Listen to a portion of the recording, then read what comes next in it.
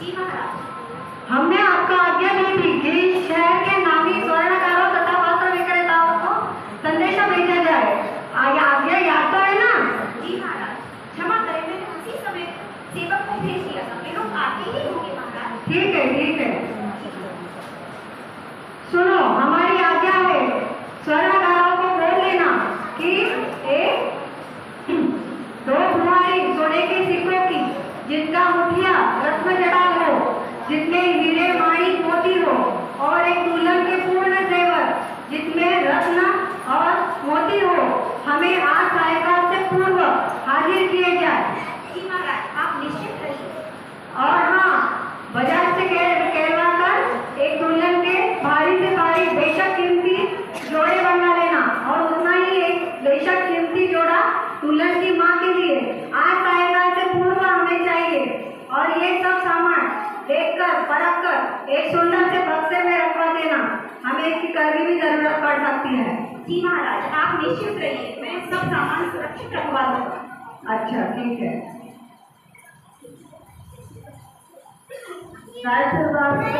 कार्यकाल दूर होता है, समय बीतता है और रात्रि हो जाती है। वहाँ शमशान में तिलकमती रहती है। सभी ग्वाला सिर पर बक्सा लेकर तिलकमती के सामने प्रस्तुत होते हैं और उन्हें पुकारते हैं। अचरज में रहते हैं कि उन्हें क्या पुकारे, फिर भी उन्हें आवाज देते हैं।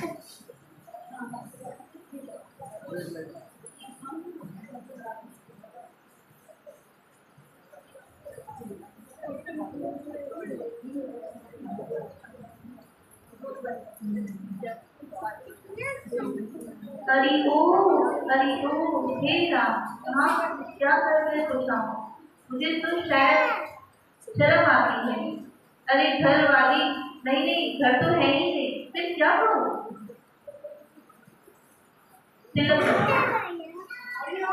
अरे आप आ गए हो? इस अंधकार में तो आपकी सूरत भी ठीक से नहीं दिखाई देती। चरण स्पर्श करती हूँ।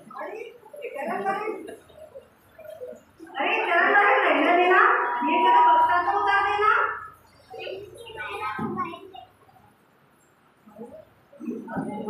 लेकिन इसमें क्या है स्वामी? आप बुहारी लेकर आए नहीं क्या? माँ कहेगी तो क्या जवाब दूंगी? लाया हूँ। तुम्हारी माँ ने कहा था ये दो बुहारी, ये कैसी बुहारी है? और ये जोड़े, और ये तुम्हारी माँ के लिए, और इसमें कुछ जेवर वगैरह है। ये सब सोचती होगी एक ग्वाला और इतना कीमती सामान। लेकिन आप तो ग्वाला है और ये सब? हाँ ग्वाला हूँ, 20 साल से फटे पुराने पहन कर पैसे जमा किए हैं, बस वो काम आ गए, और क्या।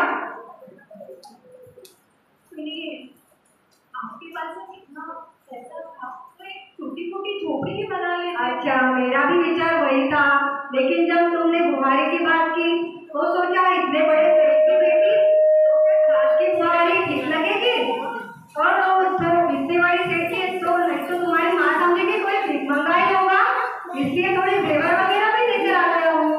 कितने महान है स्वामी। अरे बातों बातों में देखो सवेरा होने को आ गया। अच्छा तो मैं चलता हूँ। प्रणाम स्वामी। राजा जी शमशान से चले जाते हैं। प्रातःकाल हो जाता है। तिलकमती से मिलने सेठानी पहुंचती है।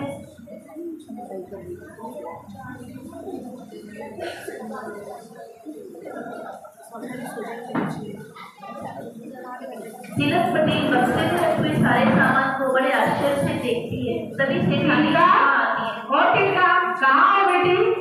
आओ माँ, यहीं हूँ। अरे ये सब क्या है? ये महंगे महंगे वस्त्र, ये सोने की बुहारी, अरे ये जेवर। माँ, आपने वो बुहारी मंगाई थी ना, उससे वे लाए हैं ये सब। अरे पर मैंने तो कहा कि ये सोने की बुहारी है। अरे कल तूने ग्वाले से शादी की, ये चोर डाकू से? नहीं माँ, वे चोर डाकू नहीं है। आप ऐसा उनके बारे में कैसे कह सकती हैं माँ? अरे नाथ बेटी, नालायक, एक तो चोर डाकू से शादी करती है, ऊपर से शेखी बनाती है। लेकिन माँ की बच्ची, ये सब सामान में ले जा रही हो, समझी? पता नहीं किस चोर डाकू से शादी कर ली, एक तो है ना नाक में दम कर रखा, और अब है ना ये चोर डाकू से शादी करके रही से इज्जत भी है ना मिट्टी में मिला दी। सुन, ये सब मैं ले जा रही हूँ अपने साथ और तू चोर डाकू के साथ भाग मत जाना, समझ गई? और ये मैं तुम्हारे पिताजी को बताती हूँ, समझे? हाँ, अपना ध्यान रखना, ठीक है? चलती हूँ। जेठानी सारा सामान लेकर चली जाती है। वहाँ सेठ जिद्दत के घर में सेठ जिद्दत विदेश से लौट आते हैं और सेठ जी महल में देखते हैं अब आगे क्या होता है, जहाँ सेठानी बक्सा इतना कीमती जवाहरात से भरा हुआ लेकर आई हुई है और सेठ जिद्दत विदेश से लौटे हैं। महल में हलचल है, उनके मन में हलचल है। आइए देखते हैं उनके बीच क्या संवाद होता है। अरे बेटी तेजमती, ओ बेटी तिलकमती, कहाँ है सब? कोई नजर नहीं आ रहा। अरे सेठ जी आ गए लगता है विदेश से। बेटी तिलकमती, अरे आप कभी आए? अभी आया मैं। अच्छा देखिए कहाँ है बेटी? ये दोनों कोई नजर नहीं आ रहा। अरे बताती हूँ, तुम्हारी लाड़की तिलकमती ने क्या किया। क्या किया उसने? अरे सेठ धनदत्त के बेटे के साथ, करोड़पति बेटे के साथ उसका ब्याह नक्की किया था। हाँ। और वो फेरों के समय भाग गई। मैंने फिर तेजो को बिठाया और उसको विदा किया। ऐसे कैसे? ऐसा ही वो शमशान में जाके किसी चोर डाकू के साथ उसने मुंह काला कर लिया है। कौन? आपको दिखा ये सब क्या है? ये महंगे महंगे बस और ये जेवर, इतनी संपत्ति तो हमारे पास भी नहीं है। पर ये सब क्या हो रहा है? यही तो मैं आपको कह रही हूँ, ये सब आप राजा जी को लेकर जाए। कहीं ऐसा ना हो कि राजा जी कोतवाल को भेज दे और हमें पकड़ के लेके जाए। तिलकमती मिली या नहीं? अरे वो शमशान में बैठी थी। अच्छा। हाँ, मैंने पहले बोला था कि अपनी लाड़ी को समझा लो, पर उसने तो अपने पूरा मिट्टी में मिला दिया अपनी। तिलकमती नहीं कर सकती ऐसा। अच्छा तो तुम जाके देखो जरा, शमशान में जाके मिल लो, देखो अपनी लाड़ू ने क्या हाल किया हमारे परिवार। अच्छा ठीक है, मैं देखता हूँ। ठीक है, चलती हूँ। इस पश्चात सेठ जिद्दत वो सारा सामान लेकर राज दरबार पर उपस्थित होते हैं। दरबार लगा हुआ है, दरबार खड़े हैं। तभी सेठ जी बक्सा लेकर राज दरबार में राजा जी के सामने उपस्थित होते हैं।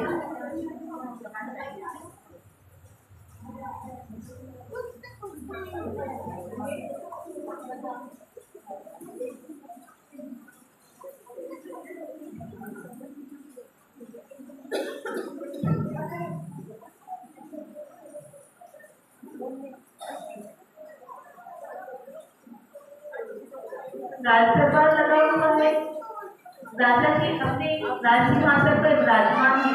तभी सेठ जिद्दत राज दरबार में और बक्सा लेकर पहुंचते हैं।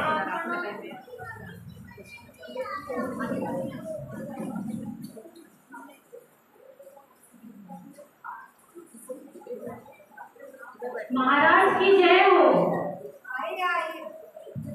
आइए सेठ जी, कब आए विदेश से? इतना बड़ा बक्सा हमारे लिए कुछ उपहार लाए हैं क्या? महाराज की जय हो। हाँ महाराज, मैं आज ही आया। सब कुशल मंगल तो है ना? क्या बताऊं महाराज, आज मैं आया विदेश से और आते ही मुझे अशुभ समाचार मिले महाराज। अरे क्या बात हो गई? क्या अशुभ समाचार है? मेरी बेटी तिलकमती है ना, उसने है ना किसी चोर डाकू से विवाह कर लिया। और ये देखिए क्या है महाराज ये सब?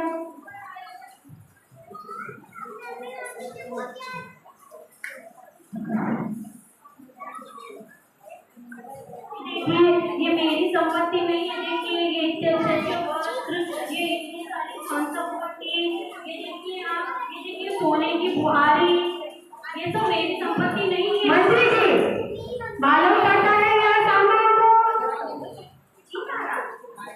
ये सामान तो वही है जो आपने बताया था। लेकिन हमें कुछ नहीं चाहिए। इतना एक पैसे आपसे संभाला नहीं जाता? इतना बड़ा लाखों का सामान चोरी हो गया और आपको पता भी नहीं? क्षमा करें महाराज, मैंने इसको बहुत बड़ी सुरक्षा में रखा है, पर पता नहीं ये सामान चोरी कैसे हो गया। मुझे बहुत खेद है महाराज। खेद हम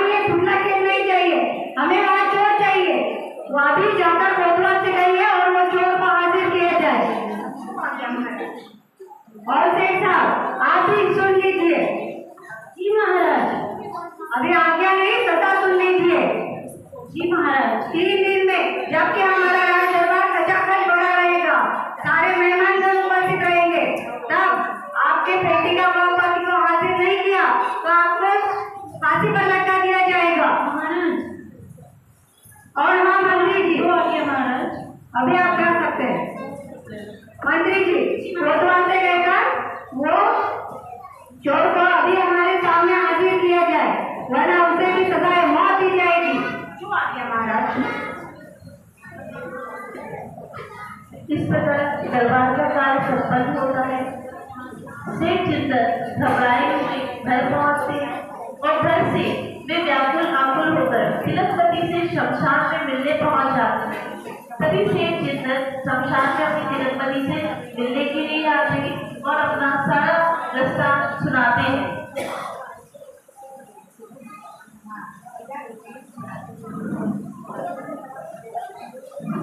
तिलकमती, ओ बेटी तिलकमती, कहाँ हो तुम? तिलकमती, कहाँ हो तिलकमती? पिताजी क्या हाल है? पिताजी विदेश से आ गए। तिलकमती, पिताजी, पिताजी आप विदेश से आ गए? आप कुशल तो है ना पिताजी?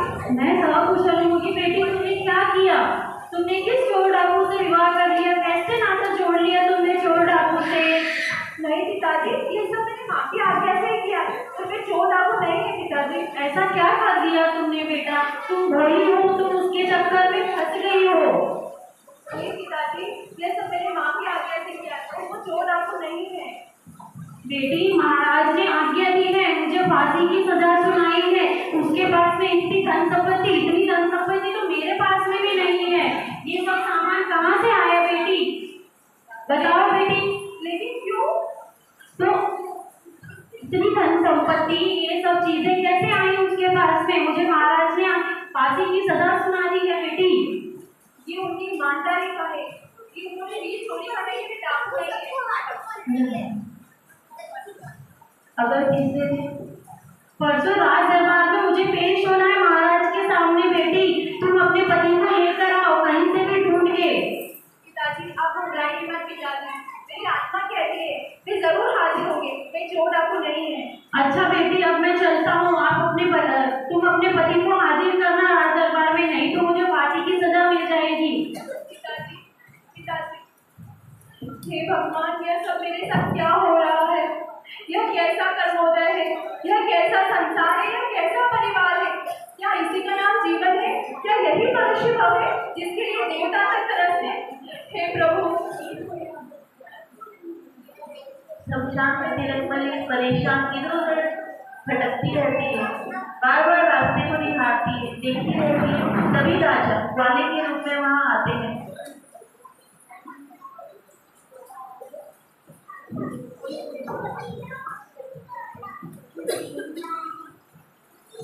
क्या नाम? आवाज से पहचान लिया स्वामी, आप आ गए? हाँ आ गया। स्वामी आप बैठिए। आप मेरे पति हैं ना? अरे क्या हुआ? ऐसी बातें क्यों कर रही हो? स्वामी, मैं बिन माँ की अभागिनी बेटी, मेरा सारा जीवन ठोक रोल लातों में निकला है। स्वामी आप मुझे धोखा तो नहीं देंगे ना? ऐसी बेतुकी बातें क्यों कर रही हो? क्या हो गया है आज तुम्हें? पिताजी आए थे, वो सारा सामान और परसों राज दरबार में आपको उपस्थित होना है स्वामी। परसों? परसों क्यों? अभी चलो, अभी बता मैं वो राजा होगा अपने घर का। मैं एक तो ग्वाला हूँ लेकिन आदमी अच्छा हूँ, रूखी सूखी खाता हूँ लेकिन दिल का बुरा नहीं हूँ। मैं कोई चोर डाकू नहीं हूँ। अभी आप कह देना अपनी माँ से और कह देना अपने पिताजी से। स्वामी आपको परसों राज दरबार में उपस्थित होना है। मैं चाहती हूँ कि आप निर्भय हैं, आप ईमानदार हैं। परसों नहीं, अभी चलो। चलो स्वामी, परसों में जाना है। तिलकवती शरण छूटी है। इस अंधकार धन में आपकी सूरज भी ठीक से नहीं दिखाई देगी। आप परसों जरूर उपस्थित होइएगा स्वामी।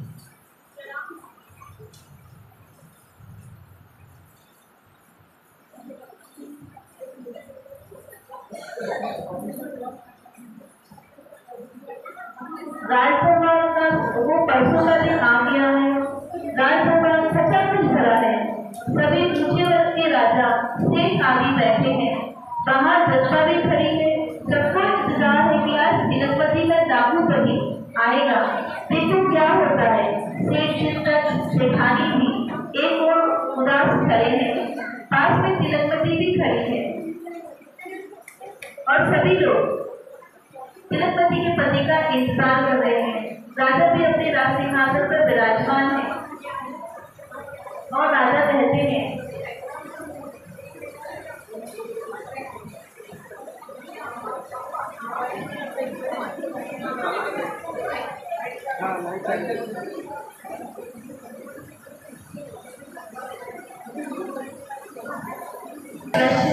राज्यपाल प्रारंभ होता है। राजा के सिंहासन पर विराजमान है। मंत्री भी उपस्थित है। सारे उच्च वर्ग के राजा लोग भी उपस्थित हैं और शेख चिंतक शेखानी चिंतकता भी वहाँ पर उपस्थित है तिलकपति के साथ।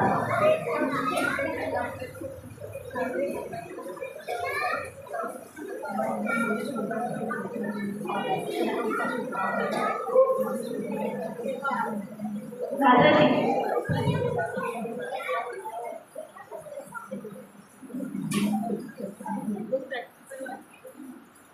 मंत्री जी, सेठ साहब से कहिए कि वह अपने बेटे के पति को हाजिर करे। महाराज की जय हो। जी महाराज। सेठ जी, आपको राजा क्या मालूम है? आपको जल्दी से जल्द अपनी बेटी के पति को हाजिर करना होगा। बेटी तिलकमती कहाँ है तेरा पति? हे भगवान, कहाँ है आप? मैं तो उनकी सूरत भी ठीक से नहीं जानती हूँ। प्राणनाथ, आप हाजिर हुए राज दरबार में। आप जहाँ भी है, मुझे पता है आप बेकसूर है, निर्भय है। आप हाजिर होइए। कहाँ है आप? सभी लोग खामोश होकर इधर उधर देखते रहते हैं, पर तिलकमती का पति ग्वाला नहीं आता है। सभी मंत्री, सेठ जी, आप समझ लीजिए कि आपका अंतिम समय आ गया है। आपको जल्द से जल्द अपनी बेटी के पति को हाजिर करना होगा। मंत्री जी, अपनी जुबान पर लगाम लीजिए। आपको मेरे पति के बारे में ये सब कहने का कोई अधिकार नहीं है। जिसका कोई अता पता नहीं, जिसमें सच्चाई नहीं, वो क्या हाजिर होगा? मंत्री जी, उनका अता भी है, पता भी है। वे निर्भय है और वे जरूर हाजिर होंगे। ये नादान छोकरी, तूने अपने वंश पे कलंक लगाया है और जैसे तू है, तूने वैसा ही पति चुना है। तेरा पति चोर है। मंत्री जी, वे चोर डाकू नहीं है। मैं कह देती हूँ, वे निर्भय है, ईमानदार है, नीडर है और वे सब उनकी ईमानदारी का सामान है। अगर उसमें इतनी सच्चाई है तो राजदरबार में हाजिर क्यों नहीं होता? वो आएंगे, जरूर आएंगे।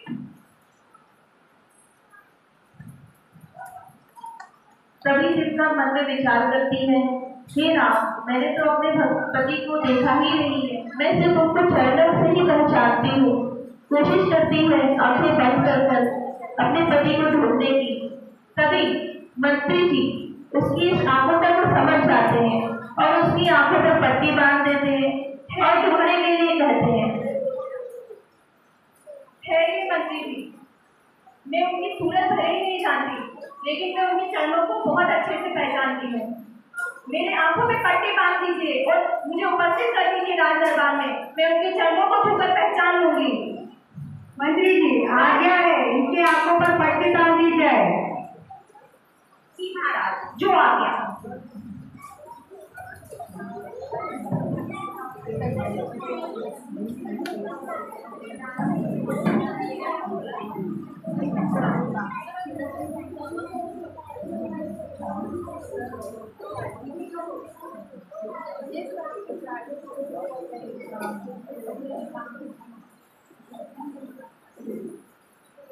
मैं निश्चय ही उनके चारों को छूकर पहचान लूंगी। कहाँ है आप? नहीं नहीं नहीं, ये नहीं है। राइट, नहीं, ये नहीं है। नहीं, ये भी नहीं है। ये प्रभु, ये सब क्या हो रहा है? कहाँ है स्वामी आप? कहाँ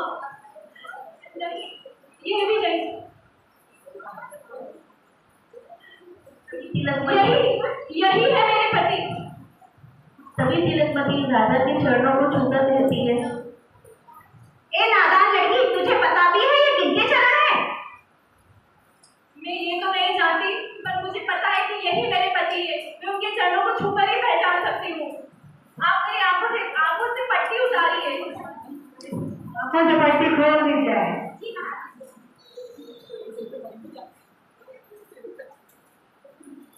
राजा साहब, आप संभालो संभालो।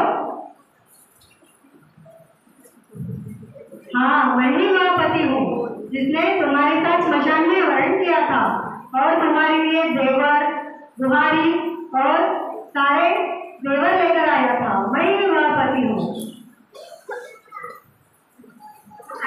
आप ये क्या कह रहे हैं?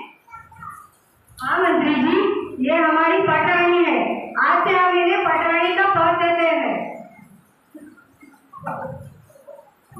हे भगवान, तिलकमती मुझे माफ कर देना। काश इसकी जगह मेरी तेजो को मैं शमशान में बिठा देती। तेजो, जहाँ भी है मुझे माफ कर देना।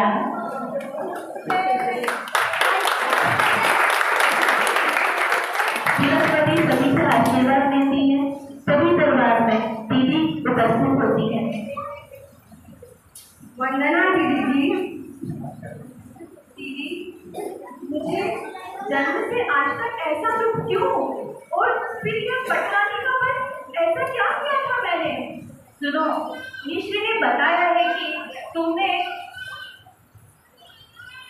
देखो, मुनिश्री ने बताया है कि तुमने पूर्व भोग में मुनिराज का अपमान किया था, इसलिए तुम्हें आज तक इतना दुख भोगना पड़ा। और पूर्व भोग में ही सुगंधि दशमी का व्रत तुमने नियम पूर्वक पालन किया था, इसलिए तुम्हें आज पटरानी हुई हो। वंदना दीदी, अब मैं पुनः सुगंध दशमी के व्रत करूँ। धर्मरुचि हो। देखा आप सभी ने बड़े बड़े प्रभाव से तिलकमती राजा की पटरानी बनती है। उसके पूर्ण भोग में पापों के कारण उसे तिलकमती के रूप में कई कष्टों को भोगना पड़ता है। कर्मों का फल कलश को भोगना ही पड़ता है। ये अच्छे कर्म हो या बुरे कर्म हो, कर्मों का फल उन्हें भुगतना ही पड़ता है। इस भव में जो नाम या भव में मिलता है, इस भव में जो नाम या भव में मिलता है, अपने अपने कर्मों का फल सबको मिलता है। अपने अपने कर्मों का फल सबको मिलता है। इस भव में जो नाम या भव में मिलता है। जय जय सभी को, सभी को अपने के लिए जोरदार तालियां।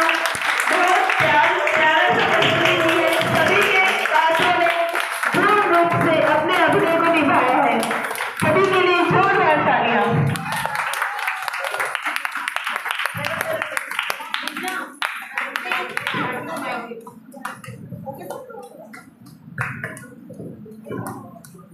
एक बार जोरदार तालियां इसके लिए। बहुत बढ़िया, बहुत सुंदर किया, बहुत सुंदर किया। बहुत अच्छा लगा। जो नई स्टोरी थी सबको मालूम हो गई। देखो, कोई भी चीज करने से हमारा भी स्वाध्याय हो जाता है, बाकी लोगों का भी। तो हर साल आपको एक नाटिका करनी ही करनी है। बहुत बहुत बहुत धन्यवाद।